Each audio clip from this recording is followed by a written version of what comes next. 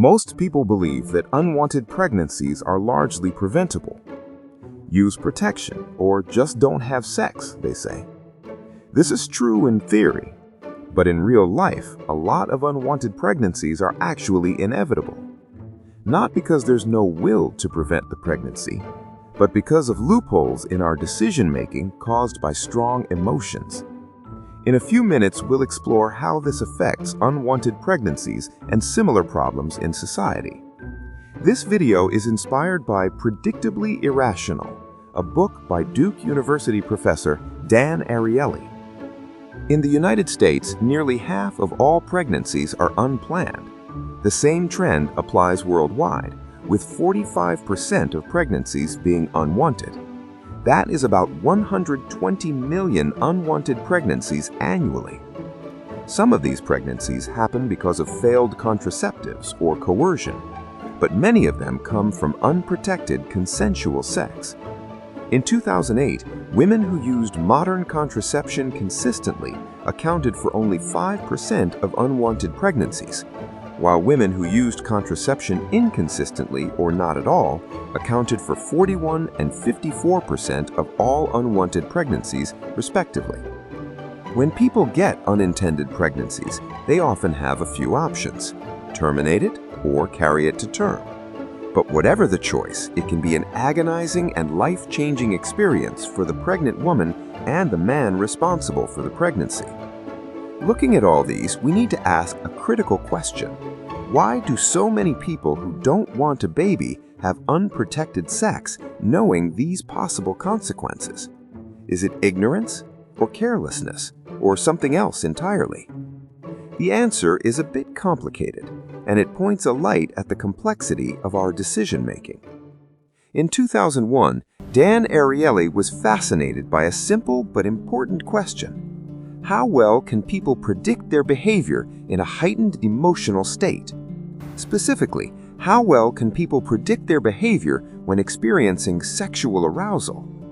To answer this question, Dan set up a study featuring 25 male undergraduates at the University of California, Berkeley. In the first part of the study, participants needed to imagine they were sexually aroused and then answer some questions. These questions include: does a condom decrease sexual pleasure?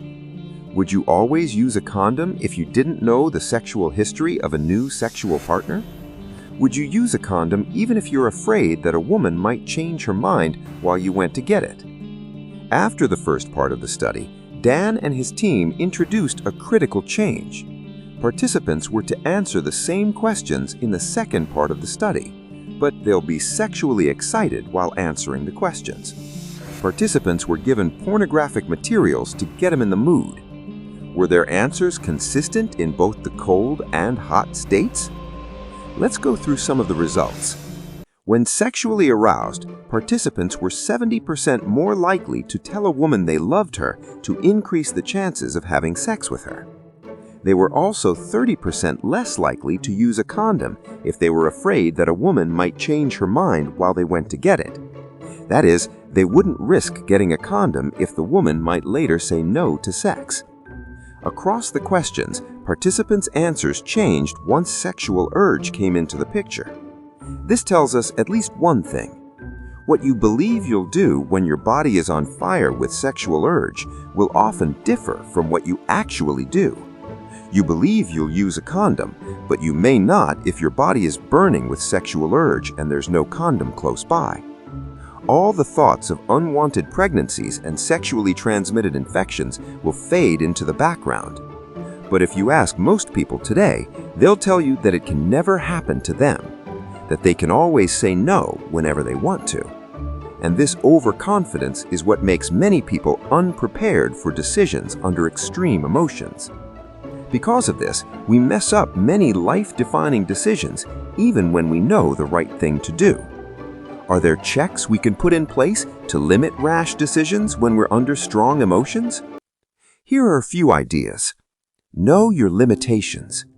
We all think we're different from the next person. We think we are better than average in dealing with our emotions. In reality, we have to accept that we can lose control of our decision-making when emotions are at play. In the heat of sexual urge, your intention to say no can turn into the reality of saying hell yes. Knowing that we are naturally limited will help us plan for these situations. Make important decisions while in a cold state. As the common saying goes, don't promise when you're happy and don't reply when you're angry.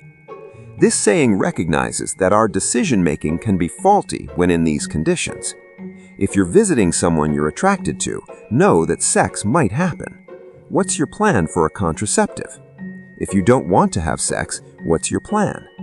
Decisions made in a cold state can protect you in a hot state. Act on those decisions while you're in a cold state. Decisions are good, but waiting till the last moment to act is waiting to fail. You can start by discussing with the other person that you'd like to delay sex or avoid unprotected sex. If you're meeting someone you're attracted to in their house, you have to be prepared with a contraceptive, like a condom. If you have no contraceptive, you have to create as many barriers as you can. Avoid drinking as much as possible, as it can cloud your judgment. In most cases, fleeing temptation is much more effective than fighting it.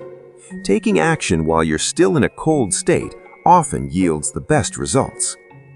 Get external help when necessary.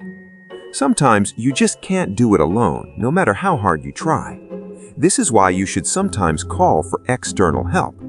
If you're meeting your potential lover in his or her room, you can go with a friend. You can also tell a friend or family member to call you at regular intervals, or text a friend to call you when things are starting to heat up. If none of these will work, meet your love interest in a public space. These steps will help you leverage external strengths where you feel weak.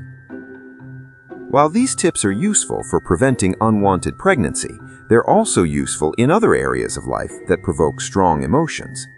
The decision-making loopholes that lead to unwanted pregnancies also show up in gambling and sports fandom, just to name a few. In these areas of our lives, we have to plan and protect ourselves before we're exposed. Otherwise, we'll find ourselves doing what we swore not to do. What are your thoughts on how strong emotions derail our decision-making?